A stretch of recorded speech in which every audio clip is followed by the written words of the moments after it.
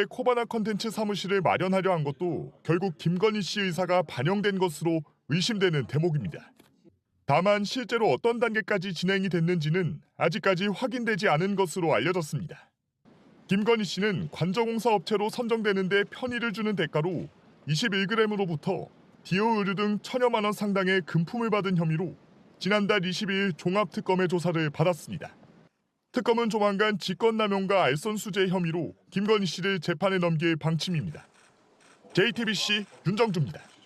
그리고 조진우는 오늘 이제 김건희 씨 이야기를 이어가려고 그랬는데 요게 좀 라이트하기 때문에 요거부터 먼저 하죠. 김건희 씨 김건희가 제일 중요해. 라이트하다니 지금 자법으로 지금 밝다는 거야, 밝다는 거야. 가려운 게 아니고. 아 조명 라이트. 코바나 콘텐츠 사무실로 관저. 그러니까 관저를 코바나 콘텐츠 사무실로 쓰려고 했다. 관저에도 이런 정황? 김건희가 사실은 그 학력, 이력 그 부정 나왔을 때 계속해서 기자회견 했었잖아요. 저는 조용하게 내조만 하겠다. 그렇게 얘기를 했는데 아 빌리브 하면서 음악 그렇죠. 깔리고. 네. 그런데 정권 초기부터 관저에 코바나 콘텐츠 사무실을 만들려고 했다는 의혹이 있는데 만들었어요. 만들었다는 건 어떤 의미야? 거기? 관저에도 있고 용산에 대통령실에도 김건희 사무실. 그 자기 개인 사업 사무실을 열었다는 건 그 안에? 그렇죠. 오. 코바나 콘텐츠가 선거에서도 매우 중요한 역할을 했는데 선거에서 윤석열 김건희의 진짜 선거 운동은 서희건설에 있는 권진이 했고 그리고 그 밑에 진짜 중요한 선거 운동은 코바나 콘텐츠 사무실 아크로비스타 밑에 있는 사무실에서 했지 않습니까? 그 사무실을 그대로 저쪽에다 옮겨놨다는 거예요. 한남동에. 한남동 관저에. 관저 보면 저기 바깥에서 사진만 있고 안에서 사진은 거의 지금 나오지 않았는데 바깥에서 이거 개 수영장 아니야 그리고 정자 있었던 사진이 있지 그것까지만 않습니까? 나왔는데. 거기까지만 나왔죠. 그 사진이 옆에 비춰지면 그 유리가 비춰지는지 모르겠는데 그 사진은 혹시 사진이 있습니까? 사진이 우리 있을지 집에 된 게? 모르겠는데 그 관저 그 유리창을 다 방탄 유리로 바꾼 다음에 방탄? 네. 방탄 유리로 저기서 옆으로 틀면 옆으로 틀면 건물이 하나 있어요. 근데 통창이 있고 통창이 통창에 있고. 쭉 이렇게 뭐 그 커튼이 있지 않습니까? 커튼은 자동 커튼을 칠 수 있는데 저 거실에서 가장 큰 부분이 김건희 사무실이었다. 근데 그 코바나 콘텐츠 콘텐츠의 사무실을 집기와 코바나 사무실을 콘텐츠의 서류 같은 게 잔뜩 봤다. 그쪽으로 그대로 옮겨놔서 그대로 옮겨놨다. 그 김건희가 한참 동안 거기에서 직무를 보고 사람을 만나고 그 다음에 용산 관저 말고 그 대통령실에도 그 김건희 사무실을 만들었어요. 아 이건 종합특검에서도 나왔던 얘기네. 여기까지 제대로 안 나왔어. 코바나 콘텐츠 사무실을 만들려고 했다. 여기까지 왔어요. 아크로비스타 지하에 있던 그럼 원래 코바나 콘텐츠 사무실은 코바나 파트너스라고 해 홍콩 펀드 매니저가 했던 거기도 그 사람이 그냥 거기로 들어갔잖아. 거기 사무실 놨고 나 그게 저수지라고 나 처음 그걸 좀 팠었어야 되는데. 김건희 그 의혹 제기하셨네. 코바나 파트너스. 김건희 주변 사람 거기에 사무실을 그러니까 냈고 심지어 홍콩에 있는 회사는 코바나 파트너스야. 그러니까. 거기가 그 김건희 뭐 3분이 뭐니 이거 다 그 저수지가 그쪽일 가능성이 높다 뭐 제기는 했었는데 내가 좀 게을러서 더 들어가진 못했어. 아크로비스타에 있었던 그 사무실을요 그대로 옮겨서 저 한남동 관저. 근데 거기서 무엇을 했느냐가 중요하지. 사무실에 옮길 수 있지. 그렇지. 근데 사무실에서 그 코바나 컨텐츠에서 만나던 사람들 을 계속 만났다. 사람들을 계속 만났다. 이렇게. 그러면 아까 코바나 컨텐츠에서 가장 중요한 선거운동이나 일을 했다는 거 아니에요? 예. 거기서 선거운동 건진법사 딸이 거기서 근무했었지. 딸도 있었고요. 그리고 그 중요한 사무실 그 얘기 그 명태균도 야 아크로비스타 이 윤석열 김건희 집은 아무나 가는데 코바나 컨텐츠는 아무나 못 갔어. 진짜 중요한 사람만 갔어. 그러면서 자기가 갔다고 얘기합니다. 자기가 갔을 때 그림을 그리고 선물을 들고 줄 서 있었다. 그 얘기가 있죠. 그리고 이배용하고 MBN 회장 부인이 약속을 잡아서 코바나 컨텐츠에서 만납니다. 선물을 주고 그때도 그 약속을 잡고 비서가 코바나 컨텐츠 사무실로 가서 중요한 사람들. 그러면은 그걸 그대로 옮겼다는 건 그 대통령 되기 전에도 그랬는데 대통령 된 이후에 찾아오는 사람 없었겠나. 한 일을 그대로 했다는 거죠. 거기서 받았을 수도 있겠네. 거기서 받았을 가능성이 훨씬 더 은밀하고 보아야 되니까. 그렇죠. 네.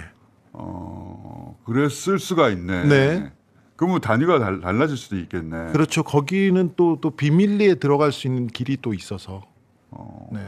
그거는 단순히 코바나 콘텐츠를 옮겼다가 아니라 코바나 콘텐츠에서 받았던 뇌물들 했던 은밀한 일들을 이어갔다 여기서 이렇게 봤다. 봐야죠. 네.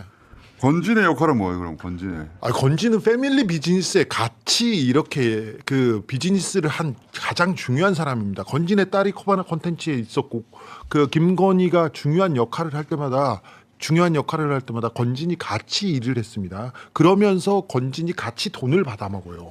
21g 대표 그리고 대표 부인도 건진하고 같이 움직이고 건진의 처남도 김건희 일을 하고 딸도 같은 일을 하고 또 김건희도 건진의 일을 계속 도왔습니다. 통일교도 건진이 통일교에 고문을 하고 윤영호하고 같이 관계를 하면서 김건희를 이어주고 그리고 사람들이 이어졌지 않습니까? 그 건진은 선거 때는 선거대책본부장 역할을 했었고 선거 이후에는 청와대와 그 대통령실과 정부 각 부서 그리고 세무조사, 검찰조사, 경찰조사, 검찰인사, 경찰인사 특별히 여기에 엄청난 역할을 한 게 이름이 많이 남아 있어요. 요 부분까지 가야 음악 전문 그리고 로비 루트. 예 로비스트로서 김건희의 패밀리 비즈니스 파트너로서 가장 큰 역할을 했어요. 코바나 콘텐츠 전 본부장 인터뷰는 이게 뭡니까 내용이? 그 코바나 콘텐츠 지난번에 우리 봤던 내용인데 코바나 콘텐츠 본부장이 코바나 콘텐츠에서 일을 했어요. 한 1년 일했으니까 보면 일을 잘한다. 이 사람은 어떤 사람인지 김건희가 잘 알잖아요. 근데 이 사람을 계속 써도 되는지 안 되는지 건진한테 가서 면접을 보는 거예요. 자기 본부장인데 자기 본부장인데 자기 사람을 항상 건진을 통해서 면접을 봤어. 면접을 또 본다. 그러니까 대통령실 들어오는 사람도 상당 부분은 건진한테 거쳤고요. 그리고 주요 관계자들 그 얼마 전에 나왔던 통일교 수사 무마 의혹으로 경찰청장을 지낸 윤희근 있지 않습니까? 윤희근 이 사람도 건진 사람이었고 건진 사람들이 많이 건진 사람이라는 건 그런 식의 관상이나 면접을 관여한 그리고 그 건진하고 가까웠던 건진한테 잘 보이려고 했던 윤한홍도 건진 사람이었고 그렇죠. 건진이 인증한 보증하는 그렇죠. 말하자면 그런 사람들이 윤핵관이 될 수 있었던 거예요. 엄청난 그러면 로비스트인데. 엄청난 로비스트고 이 부분이 김건희의 실체를 밝히는 가장 핵심 부분이 돼야 되는데. 근데 이제 특검은 끝날 텐데 이번 달에 거기는 거의 건들지도 못했네. 저희가 이제 계속해서 이제 건진 특집 나옵니다. 건진 로드. 건진 로드. 건진이 뭘 했는지. 경마했다는 얘기 했었죠. 그렇게 해놓고 우리 2022년 윤한홍 국민의힘 의원은 청와대 이전 TF 팀장으로 풍수지리가와 대통령 관저 장소를 둘러보기도 했습니다. 관저 이전에 공적인 역할을 한 인물인데 지난 주말 종합특검에 나가서는 김용현 전 장관에게 책임을 미룬 것으로 확인됐습니다. 윤 의원은 김용현 전 장관이 관저 이전을 주도했다며 자신은 김건희 씨와 가깝지도 않다는 취지로 특검에 진술했습니다. 정수아 기자가 취재했습니다. 국민의힘 윤한홍 의원은 2022년 윤석열 정부 인수위에서 청와대 이전 TF팀장을 맡았습니다. 규모나 이런 거 관계없이 제일 잘 안 쓰는 거, 그 육군 참모총장 공간이 제일 적겠어요. 그래서 그 공간을 조금 손을 봐가지고 거기서 쓰시려고 합니다. 윤 의원은 풍수지리가 백재권 씨와 김용현 전 장관과 함께 공관촌을 직접 둘러보기도 했습니다. 특히 TF의 김호진 당시 1분과장은 윤 의원이 여사가 고른 업체니 21g이 관저공사를 도맡아 할 수 있게 하라고 말했다고 특검에 진술했습니다. 하지만 윤 의원은 대통령 관저공사에 개입하지 않았다며 선을 긋고 있습니다. 관저공사는 그 인수위 끝나고 그 취임 이후에 이루어진 일입니다. 그래서 저하고 관련이 없어요. JTBC 취재 결과 특검 조사에선 김용현 전 장관을 직접 언급한 것으로 파악됐습니다. 관저공사는 김용현 당시 이전 TF 부팀장이 주도했다며 나는 김건희 씨와 가깝지 않다는 취지로 진술한 겁니다. 특검의 기소가 임박한 상황에서 김 전 장관에게 책임을 돌리는 셈입니다. 관저 이전과 관련해 최근 피의자로 특검 조사를 받은 김 전 장관은 진술을 거부한 것으로 파악됐습니다. JTBC 정수아입니다. 과천 2차 종합특검 사무실에 출석한 윤한홍 의원은 관저공사 특혜 의혹과 무관하다고 주장했습니다. 관저공사는 그 인수위 끝나고 그 취임 이후에 이루어진 일입니다. 그래서 저하고 관련이 없어요. 윤 의원은 2022년 윤석열 전 대통령 인수위 당시 청와대 이전 TF 팀장을 맡아 관저 이전 공사 업무를 총괄했습니다. 다만 논란이 된 여사업체 21g과의 공사 계약과 실제 공사 모두 윤석열 전 대통령 정식 취임 이후 진행됐기 때문에 자신은 관여한 바가 없다는 게 윤 의원 주장입니다. 그런데 JTBC 취재 결과 종합특검은 21g 김태형 대표 조사 과정에서 윤 의원이 윤 전 대통령 취임 이후에도 공사에 관여했다는 진술을 확보했습니다.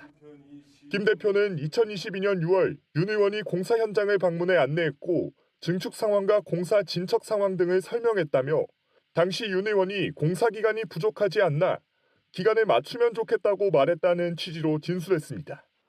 특검은 김 대표 진술을 근거로 인수위가 끝난 뒤에도 윤 의원이 공사 상황을 챙기고 보고받는 등 관여한 것으로 보고 있습니다.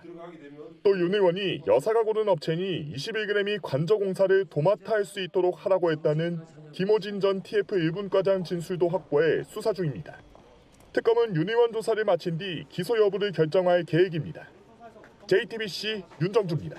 자, 먼저 윤한홍 이야기를 좀 한번 해볼까 합니다. 윤석열은 이제 대통령 당선되고 멀쩡한 청와대를 놔두고 대통령실은 용산으로, 관저는 한남동으로 옮기겠다고 밝히지 않았습니까? 예. 그때 이제 청와대 이전 TF 팀장을 맡은 사람이 윤한홍 의원입니다. 그렇죠. 윤한홍 의원. 네. 요거 전체를 이제 총괄하는 팀장. 그런데 특검에 나와서는 이게 문제가 됐잖아. 네. 예, 관저 공사 이런 게 문제가 되니까 본인과는 관련이 없는 것처럼 김용현에게 떠넘기고 있는데요. 예. 그 소개 좀 부탁드립니다. 자, 윤한홍 의원의 특검 진술인데요. 관저공사는 인수위와 관련이 없고 취임 이후의 일이다. 관저공사는 김용현이가 주도했다. 나는 김건희랑 가깝지 않다. 선을 딱 일단 딱 그어버렸습니다. 그런데 이걸 어떡하나? 21g 그 관저 공산. 네. 예. 21g 대표가 전혀 다른 진술을 해버렸는 걸. 예. 자, 21g 김태형 대표가 특검에 나와서 진술한 내용인데요. 2022년 6월 윤한홍 의원이 공사 현장을 방문을 했다. 당시 윤한홍 의원이 공사 기간이 부족하지 않냐. 기간을 맞췄으면 좋겠다라고 얘기를 하더라. 여기서 뭐 더 이상 진술이 안 나오면 모를까.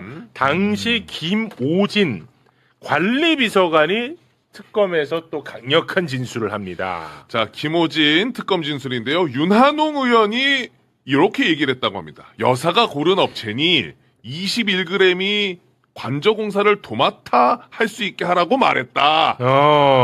이거는 이제 윤한홍이 도망갈 구멍이 없어요. 그렇죠. 여기에 대해서는 윤한홍이가 뭐라고 얘기를 했습니까? 아, 기억이 안 나는데요. 그리고 요것과 예. 관련해서는 21g을 관저공사에 꼭 참여시키라는 취지가 아니라 김건희 여사가 소개한 업체라는 사실을 전달한 것뿐이다. 김호진 전 차관이 오버한 것 같다. 이제 감옥이 지금 보입니다. 예. 네.